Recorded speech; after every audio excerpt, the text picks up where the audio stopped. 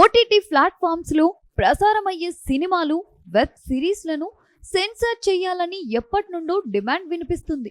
ముఖ్యంగా కొన్ని లీడింగ్ ప్లాట్ఫామ్స్లో హాలీవుడ్కు చెందిన వెబ్ సిరీస్లో సెక్సువల్ కంటెంట్ను ఎటువంటి వార్నింగ్ నోట్ ఇవ్వకుండా డైరెక్ట్గా ప్రసారం చేస్తున్నారని ఎప్పటి నుండో ఆరోపణలు వస్తున్నాయి. ఇటీవల ఓటీటీ ప్లాట్ఫామ్స్లో సెక్సువల్ కంటెంట్పై నిషేధం విధించాలని సుప్రీంకోర్టులో పిటిషన్లు దాఖలైంది.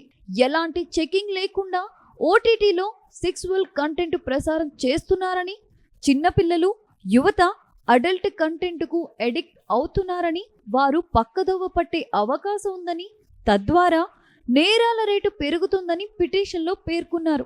ఓటీటీలోని అభ్యంతరకరమైన కంటెంట్ ప్రసారంపై నెటిజన్స్లో ఆందోళన వ్యక్తం చేస్తూ సినిమాలకు ఎలాగైతే central board of film certification తరహాలో కంటెంట్ చెకింగ్ ఉంటుందో, ఓటీటీ ప్లాట్ఫామ్లలో ప్రసారం చేయబడే కంటెంట్ను పర్యవేక్షించి సర్టిఫికేట్ అందించే ఓ కమిటీని ఏర్పాటు చేయాలని పిటిషన్లో పేర్కొన్నారు. ఓటీటీ కంటెంట్ నిషేధంపై జవాబు చెప్పాలని కేంద్రానికి నోటీసులు జారీ చేసింది సుప్రీం. ఓటీటీ కంటెంట్ పై ఇప్పటికీ కేంద్ర ప్రభుత్వం పలు మార్గదర్శకాలు జారీ చేసిందని సుప్రీంకోర్టుకు సోలిటరీ జనరల్ వెల్లడించింది. కార్యనిర్వాహక శాసన వ్యవస్థలో జోక్యం చేసుకుంటున్నామని, మాపై ఇప్పటికే ఆరోపణలు వస్తున్నాయని జస్టిస్ బీహార్ గవాయ్ పేర్కొన్నారు. ఈ వ్యవహారంలో సుప్రీంకోర్టు తుది తీర్పు ఏంటనే దానిపై ఉత్కంఠ నెలకొంది.